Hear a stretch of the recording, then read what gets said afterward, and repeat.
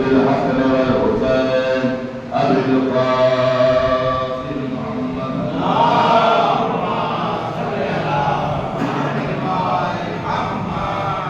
وعلى آل بيته الطيبين الطاهرين المعصومين المظلومين ولعنة الله على أعدائهم أجمعين.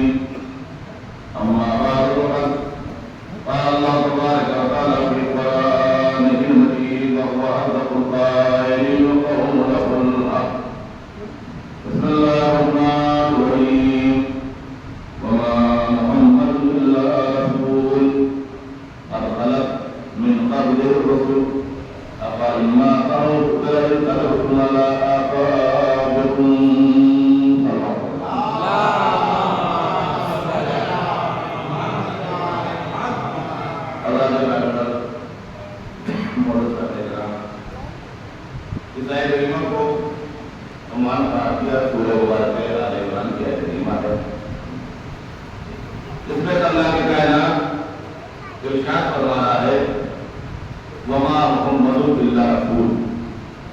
یہ محمد کچھ نہیں ہے، یہ اللہ کے رسول ہیں. قد خلت من قبل الرسول، اور یہ نئی اور نرالی بات نہیں ہے، اس سے پہلے بھی رسولوں کا سلسلہ جاری اور جاری رہا ہے. اگر یہ رسول اپنی طبعی موت سے دنیا سے گزر جائے او قتلا یا قتل کر دیے جائے ان قلبتم علی اعقابکم، تو کیا تم اپنے پچھلے دین کی طرف پلٹ جاؤ گے؟ ومن ينقلب علی عقبیہ ہے، اور یاد رکھنا جو پیغمبر کی وفات یا شہادت کی خبر سن کر اپنے ماضی کے دین پر پلٹے گا لن یضر اللہ شیئا، تو اللہ کچھ نقصان نہیں کر سکتا. یعنی اس آیت سے اللہ نے وہ پیغام دیا ہے، ایک یہ کہ دین سب سے نہیں لینا، دین کے ذمہ دار سے دین کو لینا ہے. اور دوسرا پیغام یہ ہے کہ اگر تم مسلمان ہو گئے ہو اور کلمہ پڑھ چکے ہو، اس کے بعد اگر ماضی کے دین پر پلٹ کے جاؤ گے تو اللہ کو کچھ نقصان نہیں ہے، تم اپنا نقصان ضرور کرو گے. اس لیے کہ پروردگار محتاج نہیں ہے کہ ہم اسے اللہ مانیں گے تو اللہ ہوگا. ہم کلمہ پڑھیں گے تو اس کی حکومت بڑھ جائے گی، ہم سجدہ کریں گے تو اس کی عبادتوں میں اضافہ ہو جائے گا. اگر ہم اللہ کو اللہ مان رہے ہیں یا سجدہ کر رہے ہیں تو اپنی عظمت بڑھانے کے لیے کرتے ہیں، اللہ کو کوئی احسان نہیں کرتے. سلام پڑھتے محمد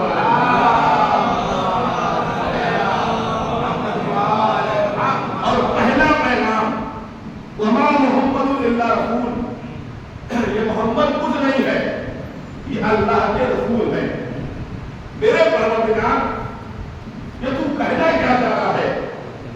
آواز قدرت آئی کہ دیکھو پہلے بھی بتا رہا ہوں، جب دین کو لینا تو پہلے دین کے ذمہ دار کی حیثیت کو دیکھنا کہ میں دین لے کس سے رہا ہوں. اگر تم دین کے ذمہ دار کو پہچان کر کے دین لوگے تو تمہیں وہ دین ملے گا جو اللہ کا دین ہے. لیکن اگر تم نے ذمہ دار دین کو نہیں پہچانا، زمین لینا شروع کر دیا، تو تمہیں وہ دین نہیں ملے گا جو حقیقی دین ہے. اور اس کی دلیل کیا ہے؟ دلیل یہ ہے کہ وہ اسلام جو عزت کے لیے آیا تھا، وہ اسلام جو سربلندی کے لیے آیا تھا، وہ اسلام جو شرافت کے لیے آیا تھا، وہ اسلام جو انسان کو کامیابی کرنے کے لیے آیا تھا، اس اسلام کو ماننے کے بعد مسلمان ذلیل کیوں ہو رہا ہے؟ اس اللہ پر محبت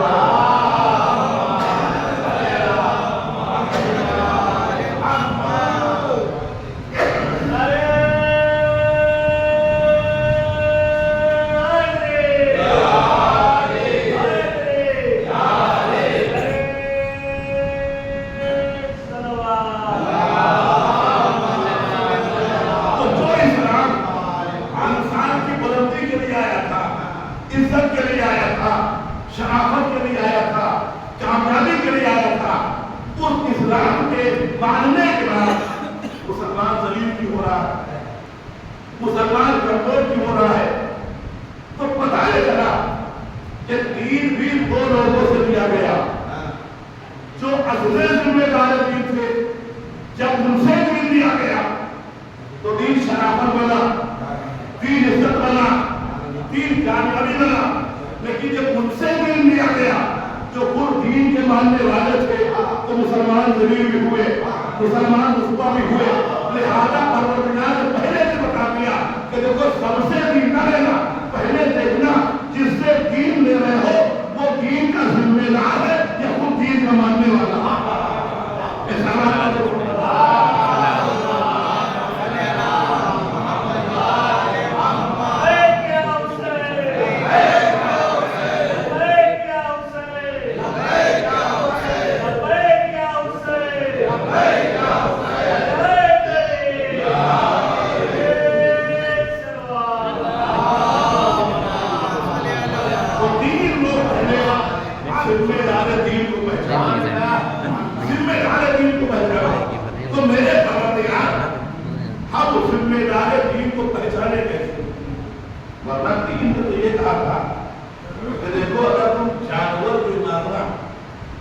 جانور کو مسئلہ نہ کرنا، مسئلہ کے اس کے ہاتھ پیر نہ کاٹ دینا.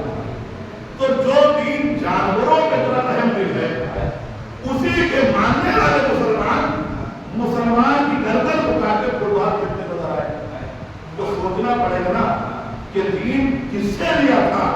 جو دین جانوروں پر رحم دل دکھاتا ہے وہی دین کے ماننے والے نعرے تکبیر بلند کر کے حسین کا سر کاٹتے نظر آئے. تو دیکھنا پڑے گا دین کس سے لیا گیا. تو اگر دین کے ذمہ دار سے دین لیا گیا تو انسان کامیاب ہوگا. لیکن جہاں دین کے ماننے والوں سے دین کو لیا جائے گا تو انسان اس کا ہوگا. اور پھر ایسے سے لیا جائے جو خود بھگوڑے ہو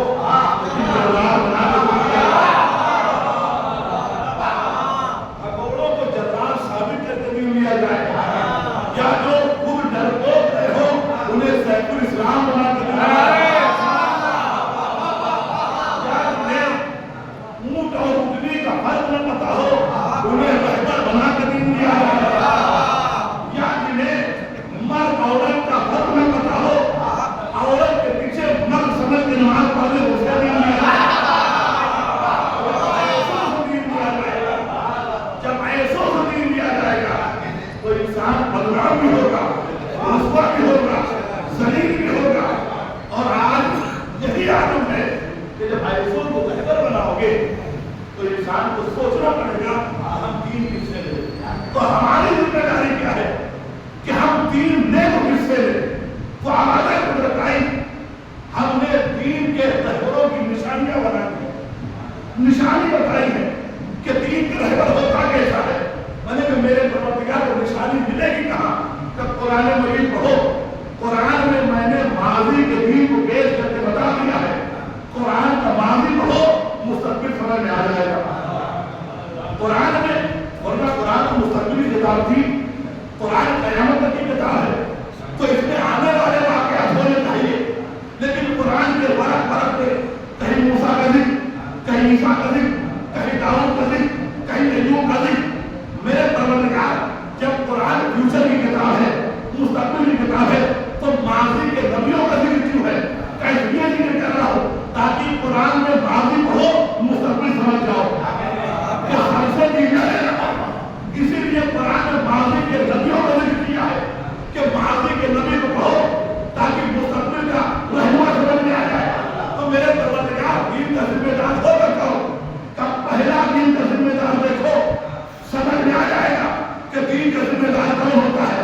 اب جب میں نے قرآن مجید اٹھایا کہ دیکھو دین کا ذمہ دار ہوتا کون ہے تو سب سے پہلے آواز آئی انی جاعل فی الارض خلیفہ، میں زمین پر خلیفہ بنانے والا ہوں. تو پروردگار نے پہلا قاعدہ بنا دیا کہ دین کا ذمہ دار خدا بنائے گا، پبلک نہیں بنائے گی. جو دین کا ذمہ دار ہوگا وہ اللہ بنائے گا، مسلمان نہیں بنائیں گے. اب جب دین کا ذمہ دار بنایا ماضی پڑھو مستقبل سمجھو. انی جاعل فی الارض خلیفہ، میں زمین پر خلیفہ بنانے والا ہوں. فرشتے بولے پروردگار ہم میں سے کسی کو بناتے ہیں، ہم تیری تسبیح کرتے ہیں، ہم تیری تقدیس کرتے ہیں، ہم تیری تعریفیں کرتے ہیں، ہم تیری عبادت کرتے ہیں، جو میں جانتا ہوں تم نہیں جانتے۔ فرشتے خاموش ہو گئے۔ اللہ بولا کہ میں بنانے والا ہوں، فرشتوں نے کہا ہم میں سے کسی کو بنا دے۔ اور جب جناب آدم کے پتلے کو بنا دیا، یعنی کہوں دین کا پہلا ذمہ دار بنا دیا، تو اللہ نے کہا فرشتوں تم سب کے سب اس کے سامنے سر جھکاؤ، میں سجا دوں سوار دوں تو سب کے ساتھ سر جھکاؤ۔ تو جیسے ہی سر کی بات آئی تو جو اب تک خاموش تھا وہ شیطان بولا کہ میں آدم کا سجدہ نہیں کروں گا۔ غور کریں کہ دین کا ذمہ دار اس کی نشانیاں کیا ہے، میں آدم کے سامنے سر نہیں جھکاؤں گا۔ پہلے اللہ بولا کہ میں بنانے والا، فرشتے بولے ہم میں سے کسی کو بنا دے۔ اب شیطان بول رہا کہ میں سجدہ نہیں کروں گا، ذمہ دار دین پر ہے آدم۔ میں نے کہا یا نبی اللہ یا حبیب اللہ آپ بھی کچھ بولیے، دین کا ذمہ دار پہچاننا ہے نا، ماضی کو ہو مستقبل سمجھ جائے گا، دین کا ذمہ دار کون ہوگا۔ میں نے کہا آدم حبیب اللہ آپ بھی بولیے، اللہ بول رہا ہے کہ میں بنانے والا، فرشتے بولے ہم میں سے کسی کو بنا دے، شیطان بول رہا ہے کہ میں سجدہ نہیں کروں گا، لیکن آدم نے کچھ بولے ہی نہیں۔ میں نے کہا آدم سارا اختلاف آپ کی خلافت پہ ہے، آپ بھی کچھ بولیے۔ تو جناب آدم آواز دیں گے جو اللہ کا حقیقی نمائندہ ہوگا وہ جھگڑے میں بولے گا نہیں۔ تین کے ذمہ دار کی نشانیاں، جو اللہ کا حقیقی نمائندہ ہوگا وہ خلافت کے جھگڑے میں بولے گا نہیں۔ پہلا ذمہ دار دین بنایا اور علامت بتا دی کہ جب خلافت کا جھگڑا ہوگا تو جو حقیقی ذمہ دار ہوگا وہ بولے گا نہیں۔ اب سال نہ ہو علی 25 سال خاموش ہو گیا۔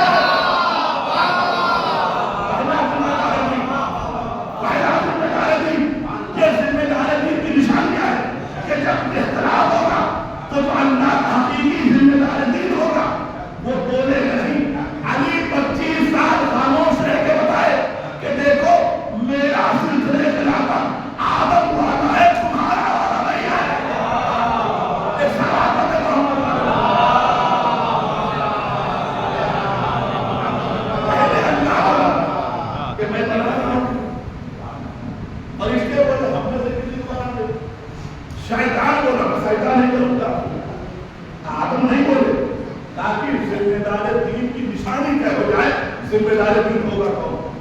اور جب فرشتوں کی پیشانی چھوڑنے کی بات آئی تو میں نے کہا میرے پروردگار یہ ذمہ دار دین ہے، بے شک آدم پہلے ذمہ دار دین، لیکن یہ بھی تو معصوم ہے، یہ بھی تیرے مقرر ہے، ان کی پیشانی کو آدم کے سامنے جھکا کیوں رہا ہے؟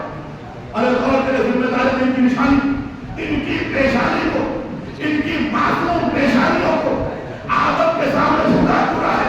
تو شاید ہمارے قدرت آئے یہ ذمہ دار دین کی نشانی ہے۔ ذمہ دار دین وہ ہوگا جس کے سامنے معصوم ملک جھک جائے۔ غور کریے گا، ذمہ دار دین یہ ہوگا جس کے سامنے معصوم ملک جھک جائے۔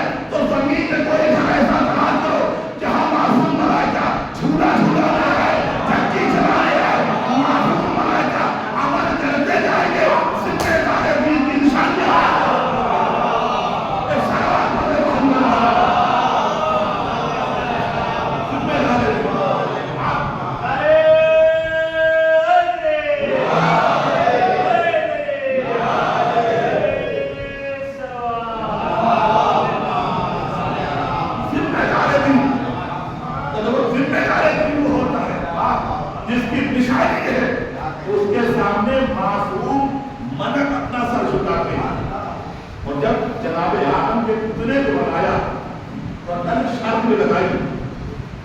جب میں سجا لوں سوار ہوں تب سجدہ کرنا۔ میں نے کہا میرے پروردگار جب بنا لیا تھا سجا لیا تھا سجدہ کرا لیتا، ایک اور شرط لگائی جب میں اس میں اپنی روح ڈالوں تب سجدہ کرنا۔ یہ روح ہے کیا چیز؟ قرآن سے پوچھیے فَإِذَا نَفَخْتُ فِيهِ مِنْ رُوحِي، جب میں آدم کے پتلے میں اپنی روح ڈالوں تب سجدہ کرنا. تو پروردگار نے بتائیے روح ہے کیا چیز؟ تو قرآن سے سوال کرو، قرآن نے بتائیے روح ہے کیا؟ تو قرآن کے لیے سلام رکھا ہے روح پیغمبر یہ لوگ آگے آپ سوال کرتے روح کیا چیز ہے؟ قُلِ الرُّوحُ مِنْ أَمْرِ رَبِّي، تو ان سے کہہ دینا روح ایک امر رب ہے. اور سجدہ آدم کا نہیں تھا، سجدہ امر رب کا تھا، سجدہ امر رب کا تھا. اور اللہ نے اور سنت بتا دی کہ اللہ کبھی خالی مکان کو سجدہ نہیں کراتا ہے. اور کہیے گا اللہ کبھی خالی مکان کو سجدہ نہیں کراتا، چاہے وہ آدم کا پتلا ہو، چاہے زمین میں کھانے کھانا ہو، جب تک اس میں امر نہ آئے. آدم کے پتلے کے اندر جب تک امر نہیں آیا قابل سجدہ نہیں بنا. کعبے کے اندر جب تک کوئی امر نہیں آیا قابل سجدہ نہیں بنا. کہ صلوات علی محمد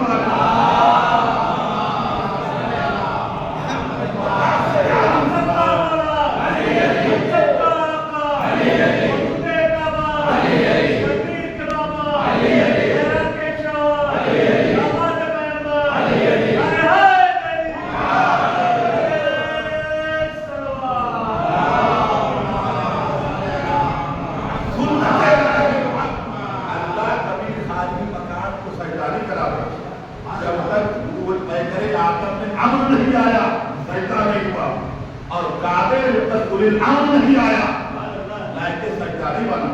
اب جب سجدہ ذمہ نہیں بنا اور آدم ہے پہلے خلیفہ. نئی روایت سناؤں اور آپ بھی تعلق کریں گے. جب میں نے کہا مولا کرام فرماتے ہیں انا رابع الخلفاء، میں چوتھا خلیفہ ہوں. من لم یکن فعلیہ لعنۃ اللہ، اور جو مجھے چوتھا نہ مانے اس پر اللہ کی لعنت. غور کریے میں چوتھا خلیفہ، اور جو مجھے چوتھا نہ مانے اس پہ اللہ کی لعنت ہے. میں پہلا بھی مانتا ہوں، چوتھا بھی مانتا ہوں. میں امام میں پہلا مانتا ہوں، خلیفہ میں چوتھا مانتا ہوں. آپ کہیں کیا اس کے بھی دو گئے. چوتھے کیسے ہیں؟ چوتھے کیسے ہیں؟ میں نے کہا تاجب آپ میں نے پڑھا تو میں نے کہا لیکن جب قرآن کو مطالعہ کرنا شروع کیا کہ پروردگار اسی بات میں پورے ہندوستان میں خلاف ہے. چوتھا پہلے اور علی کرے گا چوتھا خلیفہ، اور جو مجھے چوتھا نہ مانے اس میں اللہ کی لعنت. یہ کون سے چوتھے ہیں؟ تو قرآن نے بتاؤ قرآن واضح ہو جائے گا. جب میں نے قرآن میں خلافت دیکھنا شروع کی تو پہلے خلیفہ انی جاعلک فی الارض خلیفہ، آدم میں تمہیں زمین میں خلیفہ بنا رہا ہوں. تو قرآن کے پہلے خلیفہ جناب آدم. اور آگے بڑھیے یا داؤد انا جعلناک خلیفۃ فی الارض، اے داؤد میں نے زمین میں تمہیں خلیفہ بنایا. تو قرآن کے دوسرے خلیفہ جناب آدم. اور کہیے گا پہلا خلیفہ جناب آدم، دوسرے خلیفہ جناب داؤد، تیسرے خلیفہ جناب موسیٰ کہہ رہے ہیں یا ہارون اخلفنی فی قومی، اے ہارون تم میرے خلیفہ ہو. تو قرآن کے تین خلیفہ، پہلے جناب آدم، دوسرے جناب داؤد، تیسرے جناب ہارون. چوتھے کون ہیں؟ کہا چوتھے علی. اور کہاں ثابت سورہ مائدہ. آج نعمتیں تمام ہو گئی، دین مکمل ہو گیا. بس فرق یہ ہے میں چوتھا خلیفہ جو مجھے نہ مانے اس پہ اللہ کی لعنت. فرق یہ ہے میں عوام والا چوتھا نہیں ہوں، میں قرآن والا عوام والا چوتھا نہیں ہوں. عوام کے چار اور ہیں، قرآن کی اور ہے. قرآن کے پہلے خلیفہ جناب آدم، دوسرے خلیفہ جناب داؤد، تیسرے خلیفہ جناب ہارون، اور چوتھے اور ہے قرآن سے. لیکن قرآن والے ہیں، عوام والے نہیں ہیں. اور ہم قرآن کی مانتے، عوام کی نہیں مانتے. ہم قرآن کی مانتے. تو پہلا ذمہ دار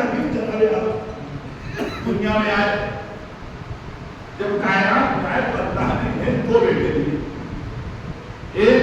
हाबिल, एक का नाम हाबिल, कौन लोग को जिक्र करना है, एक का नाम हाबिल, एक का नाम काबिल, दोनों जनाब आदम की औलाद। काबिल ने हाबिल को कत्ल किया, इसको हाथ बहुत कबीर मृत्यु हो जाएगी, हसद हुआ दोनों भाइयों को, काबिल ने अपने भाई से हसद हुआ, उसने पत्थर उठाया, हाबिल को मारा, हाबिल शहीद हो गए। उस जमाने में जनाब आदम तवाफ़े खाने काबा की सभी को तवाफ करने लगे। जब पलट गया तो देखा एक बेटा नजर है, बेटा नजर नहीं आ रहा, नजर नहीं आ रहा। तो उन्होंने पूछा हाबिल कहाँ है? तो पहले वो काबिल को नहीं पता, जब ज़्यादा प्रेशर डाला तो बताया मैंने मार दिया, उन्हें मार दिया। मैं कहाँ दर्द है? फला मकाम से उठा करने के पुराने वाले फला मकाम से। अब जनाब आदम पहले जिम्मेदारी है, जनाब हाबिल की खबर क्या है? आदम है कौन? तमाम इंसानों के बाप है आदम, आदमियत के बाप है आदम। अब जब अपने बेटे हाबिल की खबर क्या है तो जनाब आदम ने किया क्या कि जनाब हाबिल की कब्र पे हाथ रखा और दुआ की परवरदिगार हाबिल की कब्र पे रहमत नाज़िल फरमा और काबिल में लानत फरमा। हमने कहा कि दोनों बेटे दुआ है, एक बेटे की दुआ, एक बेटे की लानत। तो कहा देखो मैं जिम्मेदारी दी हूँ, तुम्हें निशानी देके जाता हूँ, जो मजलूम होगा उसके लिए दुआ करना, जो जालिम होगा उसके ऊपर लानत करना। दुआ करेगा, जो मजलूम हो उसके हक में दुआ करो, जो जालिम हो उसके हक में लानत करो। हम सब कौन है? आदम की औलाद।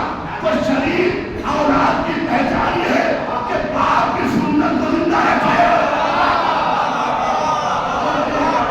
शरीफ औलाद की जिम्मेदारी होती है कि बाप की सुन्नत को जिंदा रखे।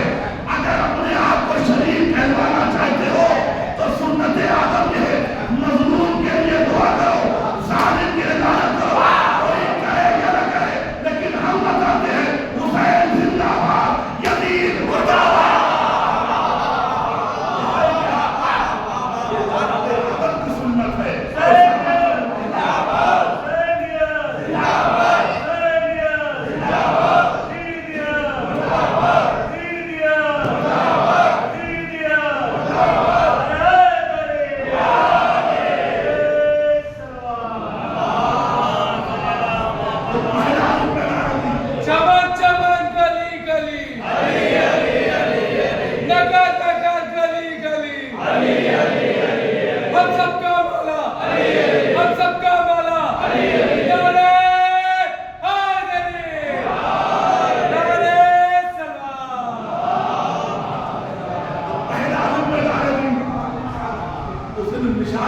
शरीफ औलाद ये पहचान होती है कि वो अपना पराया नहीं देखती, वो ये जालिम कौन है, मजलूम कौन है।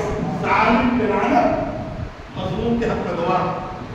और जब दोनों हो गए, एक कातिल बना एक मकबूल बना, तो आप जानते हैं उससे बेहतर जानते हैं कि जब कहीं कत्ल होता है ना तो वहां पर दो गिरोह होते हैं, एक कातिल के खानदान वाले, एक मकबूल के खानदान वाले। और जब कोई कत्ल हो जाता है तो जो मकबूल के खानदान वाले हैं वो चाहते हैं कि एहतजाज करें, अपनी आवाज बुलंद करें और पूरी कोशिश ये करते हैं कि जो आलाए कत्ल है उसे सामने लाए। और जो आलाए कत्ल है उसे सामने लाए ताकि मुल्जिम को अदालत में सजा हो सके। लेकिन जो कातिल वाले हैं वो पूरी कोशिश करते हैं कि आलाए कत्ल छूट जाए, सदा एहतजाज बुलंद न हो, आलाए कत्ल छूट जाए, सदा एहतजाज बुलंद न हो। और कहते क्या है, अगर किसी के पास वो छुरी देख ली, वो चाकू देख लिया, जिससे कत्ल हुआ है तो पत्थर मारेंगे, मारेंगे, हमले करेंगे, लाइटें बंद कर देंगे ताकि आले कत्ल न मिलने पाए। तो आज के जमाने में दो गिरोह है, हुसैन मजलूम है, एक कत्ल का गिरोह, एक मजलूम के नाम वाला गिरोह, दोनों गिरोह में फर्क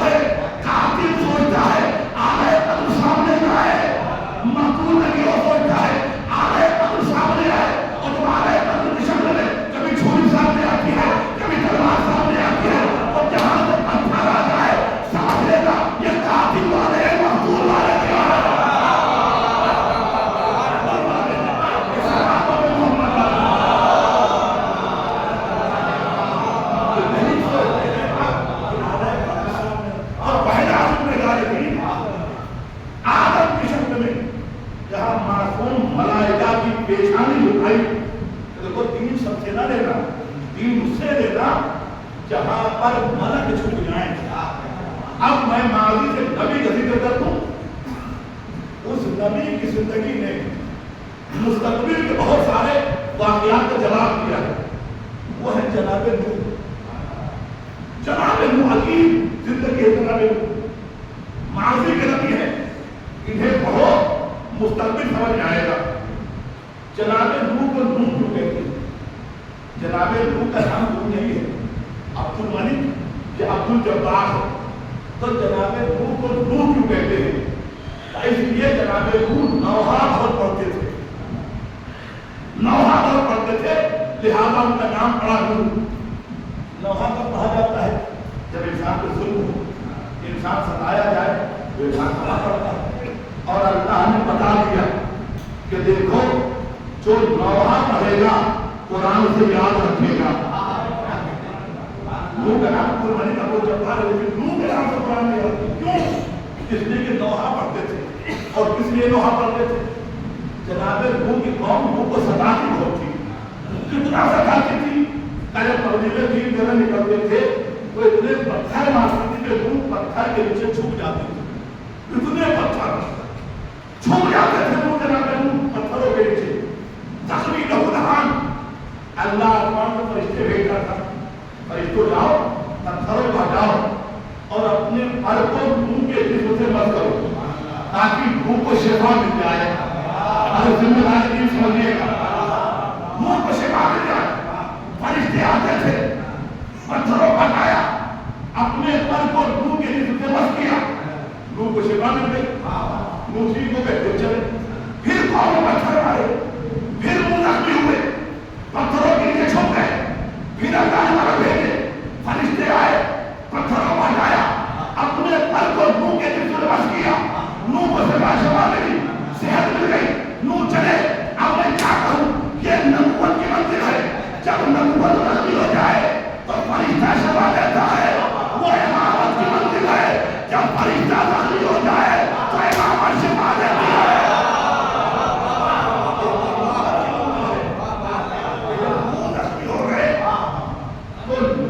فرشتوں کے پر نے نوح کو صحت دی.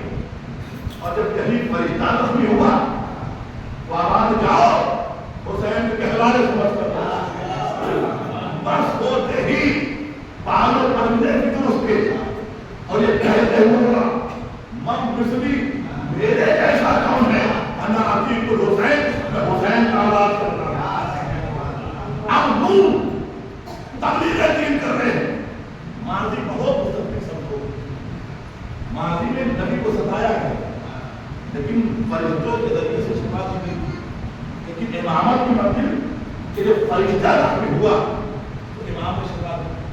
جناب نوح کی عمر کتنی ہے؟ 2500 سال کی عمر ہے, جس میں سے 950 سال تبلیغی زندگی ہے. ارے ماضی بہت مستقبل سمجھ میں آئے گا. 2500 سال زندگی, 2500 سال زندگی اور 950 سال تبلیغی زندگی. میرے پروردگار اتنی طویل نوح کو عمر کیوں دی؟ کا دین کا ذمہ دار بتاؤں گا. جب آنے والے زمانے میں ایک امام کو 1400 سال کی زندگی ملے گی تو دنیا اعتراض کرے گی, اتنی عمر کیسے مان لے, اتنی عمر کیسے مان لے. تو پروردگار بتا رہا ہے جب ماضی میں میں ایک نبی کو 2500 سال کی عمر دے سکتا ہوں تو مستقبل میں ایک امام کو کیوں نہیں دے سکتا.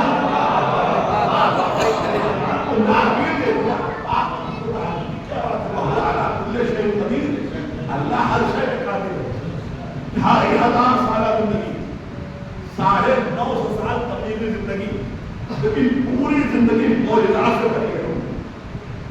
950 سال تبلیغ کیا لیکن لوگ تو ایمانی لوگ جا رہے ہیں, چتلائے جا رہے ہیں, تفسیر کرتے جا رہے ہیں. ایک دن جناب نوح خدا کے سامنے آئے, میرے پروردگار کی قوم ماننے والی نہیں, یہ ضدی قوم ہے, نوح کیا چاہتے ہو؟ کہ میرے پروردگار عذاب دیں گے.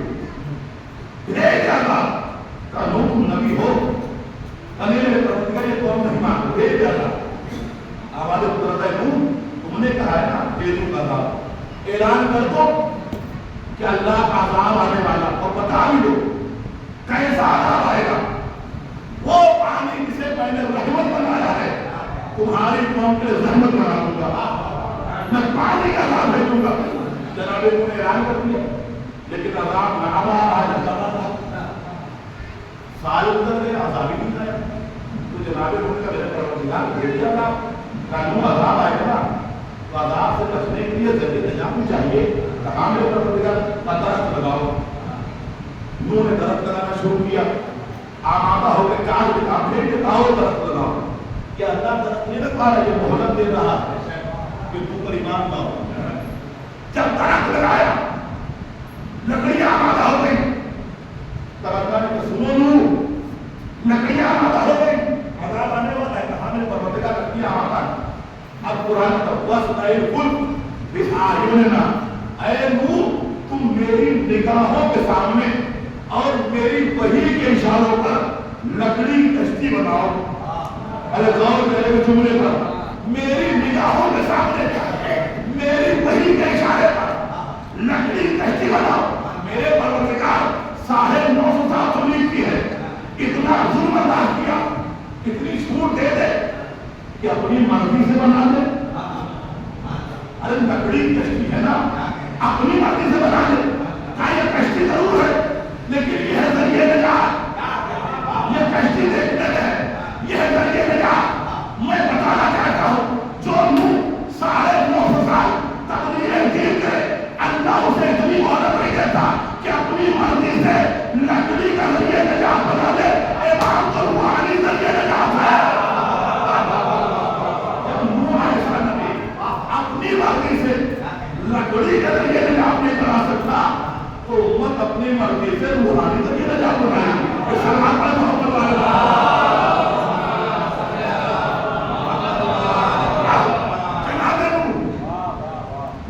لکڑی کشتی بنانے لگے۔ اب قرآن کہتے ہیں جناب تم بنانے لگے نا، تو میرے قرآن کو زمانے میں 2 طرح کے لوگ تھے، اس کے پورا سے گزرے۔ ماضی پڑھو مستقبل سمجھو، اس جملے کو غور کریے، ادھر سے گزرے کیا کر رہے ہو؟ کشتی بنا رہا ہوں۔ یہ چلے گی کہاں؟ پانی میں۔ کھانے کیا ہے؟ کشتی بنا رہا ہوں، کہاں چلے گی؟ پانی میں۔ ایک گروہ گزرا، پوچھا سوال چلا گیا، دوسرا گروہ گزرا، کیا کر رہے ہو؟ کشتی بنا کیوں بنا رہے ہیں؟ کہاں بنا رہے ہیں؟ تو قرآن کے دونوں گروہ کی فکریں الگ تھیں۔ ایک گروہ جو گزرا عذاب سنا تو انتظار کر رہے ہیں عذاب آئے گا، بالکل آئے گا، اس لیے نبی نے کہا کہ آئے گا۔ اس اللہ پر محمد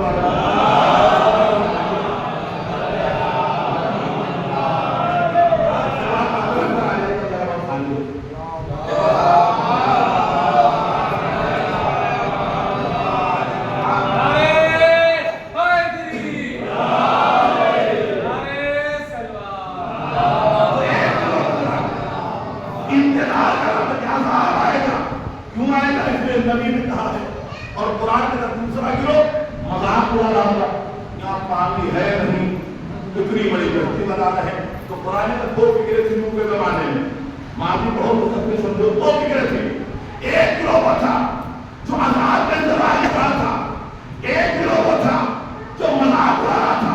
تو قرآن نے کہا جو انتظار عذاب کر رہے تو مومن تھے، جو مذاق اڑا رہے تو کافر تھے۔ کیوں ایسا کیوں؟ نبی نے جسے آنے کی خبر دی تھی جو انتظار کرے گا وہ مومن ہوگا، جو مذاق اڑائے گا وہ کافر ہوگا۔ اگر نوح عذاب کی خبر دے اور جو عذاب کا انتظار کرے وہ مومن ہے، جو مذاق اڑائے وہ کافر ہے۔ اب یاد کرو ہمارے نبی نے فرمایا ہمارا بھالو آئے گا، اب جو مذاق اڑائے وہ کافر ہے،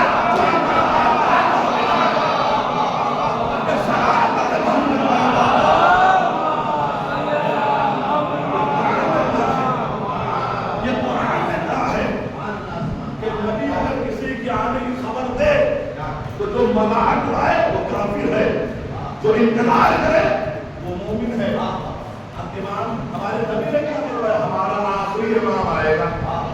اب جو اللہم اجعل وجهك البرق پر ایمان رکھتے ہیں قرآن مومن کہتا ہے، اور جو کہتے کیسے آئیں گے قرآن انہیں کافر کہتا ہے۔ ایک صلوات پڑھیں محمد علیہ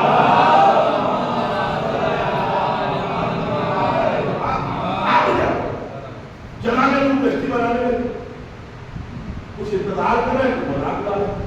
قرآن نے فیصلہ کر دیا جو انتظار کرے مومن, جو مذاق اڑائے کافر. پھر معلوم ہو مذہب کے سب آپ نے خدا سے گزرے منہ کر کیا رہے ہو, کشتی بنا رہا ہو, چلے گی کہاں کا پانی میں, یہاں پانی کا نام و نشان نہیں, اور 3 طبقہ کشتی بنا رہے ہیں, ماضی کہو مستقبل سب ہو, یہاں پانی کا نام و نشان نہیں اور یہاں اتنی بڑی کشتی. تو قرآن میں جب کچھ لوگ ادھر سے گزرے یہ کہتے ہوئے اب دیکھ رہے ان کا سر بہت ہو گیا. ارے تاریخ آپ کے ذہن میں ہے, دیکھ ان کا سر بہت ہو گیا, اب ذہن کام نہیں کر رہا. ماضی نے بتا دیا جب نبی اپنی امت کے ذریعے نجات بناتا ہے تو نبی کے ذہن میں حملہ بولا جاتا ہے. قرآن نے بتا دیا جب نبی اپنی امت کے ذریعے نجات بناتا ہے تو نبی کے ذہن میں حملہ بولا جاتا ہے. ماضی میں نوح نے اپنی امت کے ذریعے نجات بنایا تو نوح کے ذہن میں حملہ, اور نبی نے کہا لاؤ قلم کاغذ دے دے تو نبی کے ذہن میں حملہ. مستقبل سمجھ میں آ جائے گا کہ سرکار پر محمد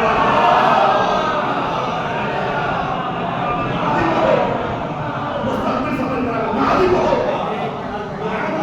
دیکھو جو انتظار کرے وہ مومن, جو مذاق اڑائے وہ کافر. اور ماضی نے بتایا جب نبی اپنی امت کے لیے ذریعے نجات بناتا ہے تو نبی کے ذہن میں حملہ بولا جاتا ہے. نوح نے ذریعے نجات بنایا تو نوح یہ پورے ہو گئے, ذہن کام نہیں کر رہا. جب نبی نے کہا لاؤ قلم کاغذ دے دو تمہارے پڑھنے جائے نجات دے تم, تو یہی کہا کہ انہیں چھوڑ دو, ان کا ذہن کام نہیں کر رہا. تو ماضی نے بتایا جب نبی امت کے ذریعے نجات بناتا ہے تو امت نبی کے ذہن میں حملہ ہوتی ہے. آپ جناب لوگوں کو کشتی بنا دیا, 3 منزلہ کشتی, اسد الانبیاء کا ذکر ہے, 3 منزلہ کشتی بنا دی. پھر اللہ کو میں اعلان کر دوں کہ ہر جانور کا جوڑا اور انسانوں کا جوڑا جو مومن ہے کشتی میں آ جائے, یہی نجات دلائے گی, یہی نجات دلائے گی. اب جناب لوگ جانوروں کے جوڑا دینا شروع کیا, لیکن جانور میں کچھ جانور ایسے ہیں جو ایک دوسرے کے جانے دشمن ہیں. وہ دیکھ لیں, اگر شیر ہرن کو دیکھ لے, کتا بلی کو دیکھ لے, بلی مرغے کو دیکھ لے, سب جانے دشمن ہیں. تو میں نے کہا لوگوں یہ کیا کر رہے ہیں, سروں کو میرے جگہ قید کر دو گے تو کھانا جنگی ہو جائے گی, ایک دوسرے کا حملہ کریں گے. آواز سنو, یہ ذریعہ نجات ہے, یہ کشتی میں یہ ذریعہ نجات ہے. جب تک اس سے الگ الگ رہیں گے, جانی دشمن رہیں گے, کشتی میں آ جائیں گے دوست ہو جائیں گے, دوستی ہو جائے گی. میں نے کہا میرے پروردگار زمانے نوح میں دشمنی کو دوستی سے بدل کرنے کا کوئی ذریعہ تھا تو امت پیغمبر کے لیے کیا ہے. نوح کے زمانے میں کشتی تھی جو دشمنی کو دوستی میں تبدیل کر دیتی تھی, امت محمد کے لیے ذریعہ نجات فرش آتا ہے.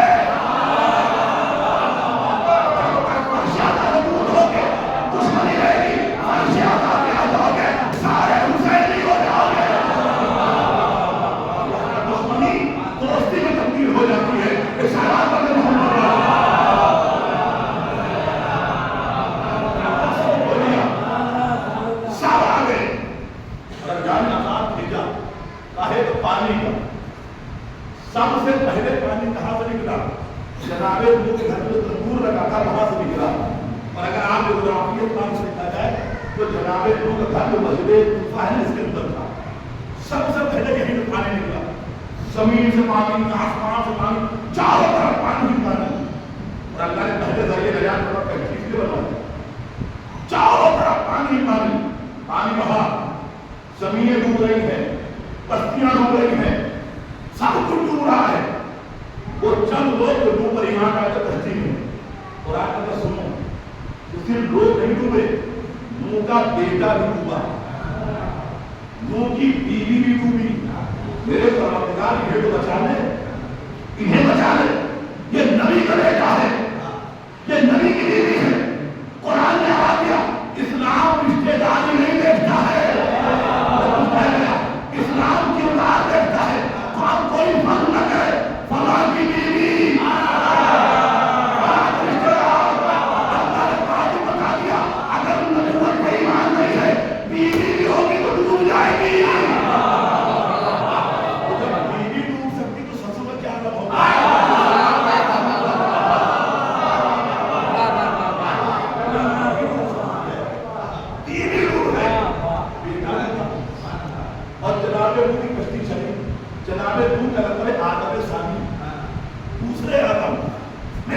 دیکھا انہیں آدم ثانی کو کہا جاتا کہا دیکھا نہیں پوری آدمیت ڈوب رہی تھی جناب نوح چند آدمیوں کو بچایا جن سے دنیا جو ہے لہذا نوح آدم ثانی کہا جاتا ہے تو میں کہہ دوں جو ڈوبتی ہوئی آدمیت کو بچائے اسے آدم ثانی کہا جاتا ہے جو مٹتے ہوئے اسلام کو بچائے اسے کبھی کہتے ہیں انا من الحسین میرا وجود حسین ابن علی آدمیت کو بچائے اسے آدم ثانی کہتے ہیں اور جو مٹتے ہوئے اسلام کو بچائے اسے انا من الحسین کہتے ہیں اور جناب نوح کی کشتی میں چلی تو کتنے سوار ہوئے 950 سال تبلیغ کی ہے اور رحمان صاحب نے قرآن کا ترجمہ کیا اس کے حاشیے میں لکھا ہے کتنے لوگ سوار کل 80 لوگ 950 سال اسد بھائی غور کر لے گا جو اس میں ہے زیادہ مطالب بات توجہ کریے 950 سال میں 80 مومن جس میں سے 6 اور 7 جنابے ان کے گھر کے ہیں عام صاحب یافر ان کی بیویاں 6 ہی ہو گئے 6 جنابے ان کے گھر کے اور کل کتنے مومن 80 950 سال انسان کا دماغ تک جائے سوچ لے تو میرے پروردگار 950 سال انہوں نے 80 مومن بنائے جو 6 اپنے گھر کے ہیں تو وہ کامیاب ہے کہ ناکام جو قرآن پڑھنے قاریان قرآن سے سوال کرو اے حافظان قرآن قاریان قرآن 950 سال کی زندگی میں اگر تم 80 مومن پیدا کریں تو وہ کامیاب ہے کہ ناکام تو قرآن بھرناری کا 80 تو بہت اگر تم ایک مومن بنا لیتے نا تم کامیاب اب عظمت امام حسین سمجھیے گا اگر 950 سال میں نوح 80 مومن پیدا کرے تو نوح کامیاب 950 سال کے مقابل حسین سے 72 سال کی 57 سال کی مختصر زندگی میں 72 میں مثال ساتھی بنا لے 950 سال میں 80 مومن بنانے والے نوح کامیاب 950 سال کے مقابل 57 سال ان کی کوئی حیثیت نہیں کہاں 950 سال اور حسین کی زندگی 57 سال غور کریے گا دوسرا جملہ اگر 950 سال میں 80 مومن پیدا کرے تو نوح کامیاب 57 سال کی زندگی میں حسین 72 سال کی پیدا کرے حسین کتنے کامیاب صرف کامیاب نہیں امام آواز دیں گے جیسے ساتھی مجھے ملے نہ میرے بابا کو ملے نہ میرے بھیا کو ملے نہ میرے لالا کو ملے ایسے ساتھی مجھے ملے سن لیجیے امام حسین کے ساتھی رسول کے ساتھی کیسے تھے امام حسین کے ساتھی امام حسن کے ساتھی کیسے تھے دونوں کا تقابل سنے ایک منٹ میں حسین کے ساتھی رسول کے ساتھی وہ تھے رسول بلا رہے تھے کوئی آ نہیں رہا تھا حسین جانے کہہ رہے تھے کوئی جا نہیں رہا تھا یہ بات ہے حسین اور رسول کے ساتھی اس کا بات کرنے محمد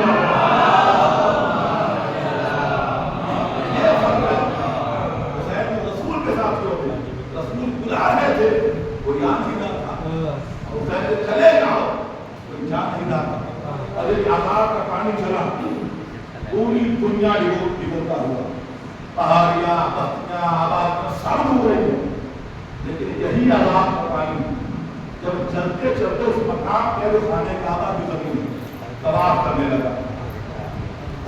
کرنے لگا جس میں پہاڑی بھی موجود ہو وہ سب ہی نبی کو نہیں ڈبو پائے لیکن جیسے خانے کعبہ پر طواف کرنے لگا سوال کو پانی انہیں بڑے بڑے درخت ڈبو دیے آبادیاں ڈبو دی پہاڑیاں ڈبو دی اس زمین کو ڈبو دے آباد کے عذاب کا پانی یہ بیت ہے یہ پانی عذاب کا ہے اور یہ زمین بیت کی ہے لہذا احترام بیت کی ہے کہ عذاب کا پانی ساتھ میں چھو سکے تو جب احترام بیت ہے تو احترام اہل بیت کو ہونا چاہیے احترام بیت کا عالم ہے کہ جو پانی پوری دنیا میں ہوتے لیکن بیت کی زمین نہیں ہو سکتا تو احترام اہل بیت کیسا ہے ہم نے دیکھا متوقع جلوانا ہے متوقع قبر حسین مٹانے کے لیے نہر کاٹ کے لایا باندھ بنایا پانی کو روکا گیا سوچا جب باندھ کھولیں گے پانی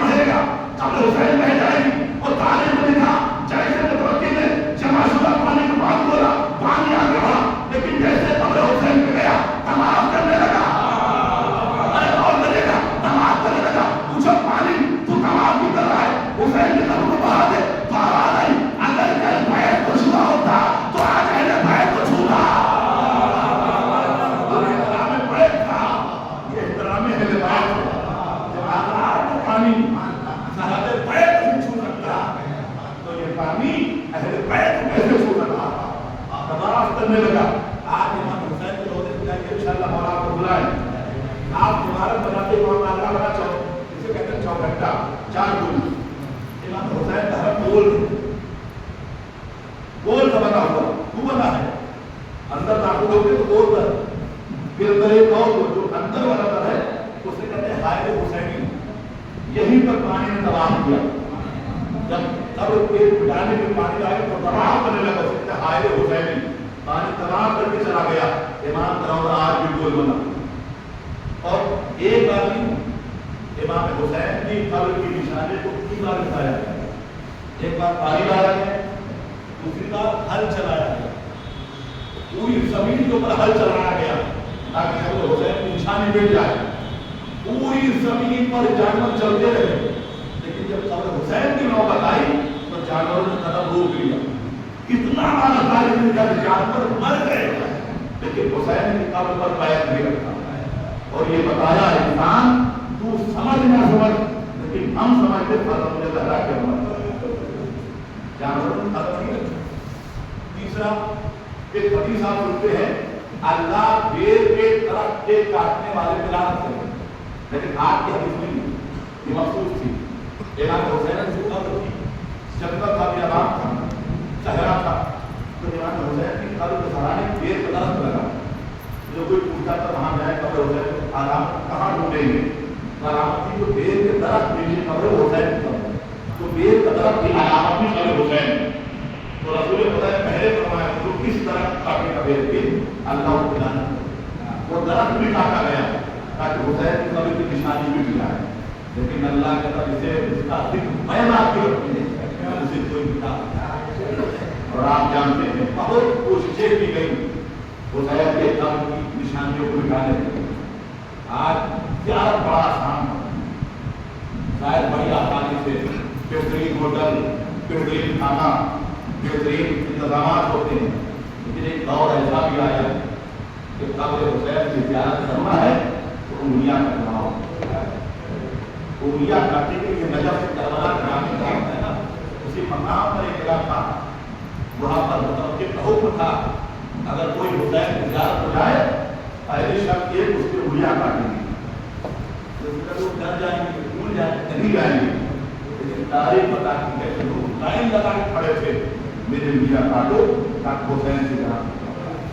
जब पहले साल उसने देखा कि उंगलियां काटने के बावजूद इतना बदमा, दूसरे साल ऐलान का हुआ इस बार जो जाएगा उसका दाहिना हाथ काटा है। तारीफ ने देखा कि लोग लाइन लगा के खड़े हो गए, तो मेरा हाथ काटो लेकिन हुसैन की ज़ियारत को जमा।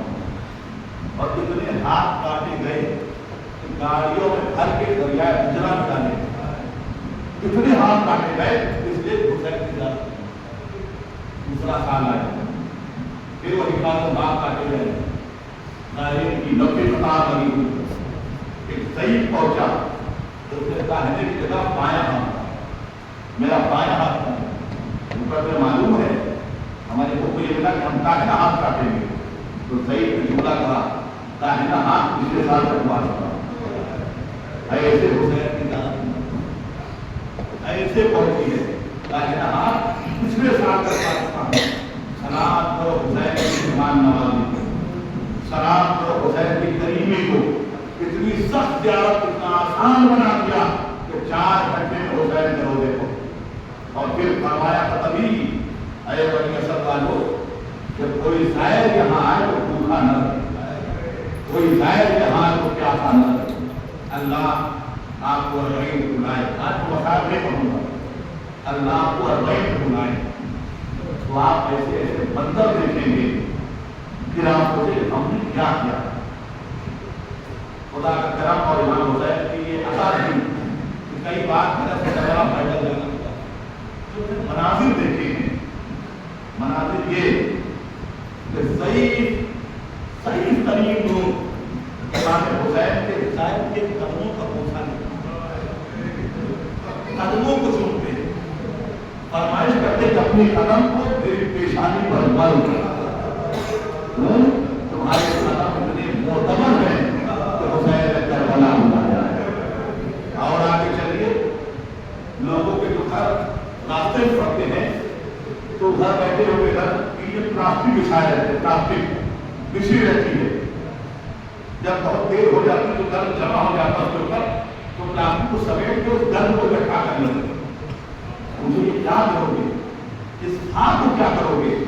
تو آواز دیتے ہیں اربعین گزر جائے گی، ہم کام پہ جائیں گے، تھک جائیں گے، ہمارے جسم تھک جائیں گے، جب درد ہوگا تو حسین کے ظاہرین کے قدموں کے ساتھ اپنے جسم مرتے ہیں، اللہ شفا دیتا ہے، اللہ شفا دیتا ہے۔ میرے پروردگار تو نے حسین کو کیا عظمت کی ہے کہ حسین کے ظاہر کی قدم کی خاص شفا دے دے، اس آگے کربلا کی کیا عظمت ہوگی۔ اور آگے بڑھیے، وہ منظر میں نے دیکھا، آگے بڑھیے، آپ کو وہ مناظر ملیں گے، ہر دروازہ کھلا ہوگا، آؤ حسین کے ظاہر ہو آؤ، کوئی کپڑے پریس کرے گا، کوئی نہلانے کے لیے انتظام کروا ہے، کوئی پانی کے لیے انتظام کرا، یہاں تک کہ جس کے پاس جو پیشہ ہے 10 دن سوچتا ہے حسین کے ظاہروں کے ساتھ، حسین کے ظاہروں کے ساتھ۔ میں اپنی آپ کو دیکھا اس قافلے میں تھا، میں جاپور مرتبہ قافلے سے گئے 120 بسیں، 120 ایک ساتھ بسیں جا رہی ہیں، رات کو وقت داعشوں کا زمانہ تھا، ایران سے عراق کے سرحد داخل میں کھجور کا باغ ہے، بس پنچر ہو گئے، ساری بس کو روکا گئے، 120 بسیں ہیں، ٹھنڈک پڑاکے کی تھی، ساری روکی گئی، اچانک پیچھے سے لائٹ ہے تو سب ڈر گئے کہ یا کوئی آ نہ جائے، ایک انسان ہے بھائی آپ کہاں سے آئے؟ ایران سے آئے، کہاں سے ہوگا؟ میں نے کہا میں ہر جگہ پہ وہ نام ہے، انہیں مشکل تھا کہ ہماری گاڑیاں خراب ہو، تھوڑی دور بستی تھی، اس نے بستی میں جا کے اعلان کرا دیا حسین کے ظاہر آئے ہیں، ان کی گاڑی خراب ہو گئی، ہم لوگ موجود تھے، حسین کے ظاہر آ رہے ہیں، ان کی گاڑی پریشان ہے، رات کا سناٹا، چاروں طرف سے لائٹ کی لائٹ کرنے لگی، پہلے تو لوگ ڈرے داعش کا زمانہ حملہ تو نہیں ہوگا، لیکن جب لوگ سامنے آئے تو کوئی کسی کا پیشانی چوم رہا، بھائی آپ کو تکلیف ہوئی، زحمت ہوئی، ہم آپ سے شرمندہ ہے، ہمارے مہمان میرے مولا کے مہمان تھے، آپ کو پریشانی ہو گئی، آپ سے شرمندہ ہو، ارے لوگوں نے گلے لگایا، بولے آپ میرے وطن چلیے، پاس وطن ہے، ہم آپ کی گاڑی ٹھیک کر کے لے کے آتے ہیں، میں کہوں گا مولا آپ کے ظاہر کو تھوڑی پریشانی ہو گئی، کتنے لوگ آ گئے، لیکن کوئی رائے طوفان امام سجاد کے پاس آیا تھا، اے مولا سجاد ہم آپ سے شرمندہ ہیں، مولا سجاد ہم آپ سے شرمندہ ہیں، تھوڑی تکلیف اتنے سارے لوگ بستی میں پہنچے، کوئی روٹی لا کے دے رہا ہے، کوئی چائے لا کے دے رہا ہے، کوئی چراغ لا کے دے رہا ہے، کوئی گرم شام لا کے دے رہا ہے، اے حسین کے ظاہر تجھے کوئی اذیت نہ ہو، کوئی اذیت نہ ہو۔ یہ ہے درمیان کا سفر، بس ایک منظر مجھے پیش کرتا ہے، جب ظاہر طویل سفر کرتا ہے، 90 کلومیٹر کا سفر کر کے جب حدود کربلا پہنچنے والا ہوتا ہے، ایک بورڈ لگا ہے کہ یہاں سے زمین کربلا شروع ہو رہی ہے، جو پڑھ لیتے تو سمجھ جاتے ہیں، تو منظر دیکھے گے وہاں کہ جیسے لکھا ہوتا کہ یہاں سے حدود کربلا شروع ہو رہی ہے، ظاہرین چپلیں اتار دیتے ہیں، زمین پر لیٹ جاتے ہیں، اس زمین کا بوسہ دیتے ہیں، جب وہاں پہنچے گیا عراق کی خواتین کو دیکھیے، ان کے پیروں پہ نگاہ کریے تو ان کے پیر نجف سے کربلا جاتے جاتے چھیل چکے ہوتے، زمین پر خون سے باقاعدہ نشان پڑ جاتے، لیکن دوسرا جب معجزہ دیکھیں گے اپنی چپل کو رسی سے باندھ کر اپنی کمر لٹکائے رہتے ہیں، اور پھر چپل ساتھ ہوگی، چپل کو اپنی کمر باندھے رہتے ہیں، لیکن برہنہ پیر چلتی، ان سے پوچھو جب آپ کے پاس یہ ہے تو آپ سے پہن کیا کی، پیر زخمی نہ ہوتے تو آواز کیا دیتی، کیسے پہن لیتی، میری شہزادی بغیر غلام کے میرا امام اشاروں میں آیا، امام کے پیروں میں کانٹے چھپے ہوئے تھے، تو ہم یہ چپلیں کیسے کریں، یہ نالائن کیسے کریں، اللہ آپ کو لے جائے منظر دیکھیے گا، جب وہاں پہنچے گے موقع لگا ہے، لکھا ہوگا موقع بن کے ساتھ، یہ بن اثر والوں موقع لگا ہے، اس کی خاصیت ہوگی کہ جہاں وہ موقع لگا ہوگا نا، ادھر جوان کھڑے ہوں گے، ادھر بچے کھڑے ہوں گے، ادھر ضعیف کھڑے ہوں گے، ادھر خواتین کھڑی ہوں گی، یہ نجف سے آنے والا راستہ ہے، سامنے سب کھڑے، جیسے بچے نے کسی بچے کو آتا دیکھا، آگے بڑھا، ایک ہاتھ میں کھجور، ایک ہاتھ میں گلاس پانی، اے حسین کے رائے کھجور کھا لے، اے حسین کے رائے پانی پی لے۔ ادھر جوان کو آتا دیکھا، جوان آگے بڑھا، اے ظاہر حسین یہ کھجور کھاتا جا، یہ پانی پیتا جا۔ ضعیف باتیں دیکھا، ضعیف آگے بڑھا، اے ظاہر حسین یہ کھجور کھا لے، یہ پانی پی لے۔ اگر کوئی یہ کہہ دیتا ہے کہ میں کھا کے آیا ہوں، مجھے حاجت نہیں ہے، تو آپ دیکھیے گا پیر پر بیٹھ جائے کہ نہیں حسین کے ظاہر ایک کھجور کھا لے، ایک گلاس پانی پی لے، ایک گھونٹ پانی لے، ایک گھونٹ پانی پی لے۔ اگر کوئی کہتا میں پی کے آیا ہوں، مجھے حاجت نہیں ہے، تو ایک جملہ کہتے ہیں میں آپ سے انتظار نہ کرتا، اتنی منتیں نہ کرتا، لیکن میرے مولا نے کہا تھا اے بنی اسد والو میرا ظاہر بھوکا نہ رہے، میرا ظاہر پیاسا نہ رہے، تجھے میرے مولا کہا تھا ایک کھجور کھاتا تھا، ایک گھونٹ پانی پیتا تھا۔ میں کہوں گا اے بنی اسد والو کاش اس وقت کربلا میں ہوتے کیا حسین نظر اصغر کے لیے ایک اطراف والی مان رہتے۔ اے فوج آدھا میرا بچہ پیاسا ہے، اسے اطراف والی بیان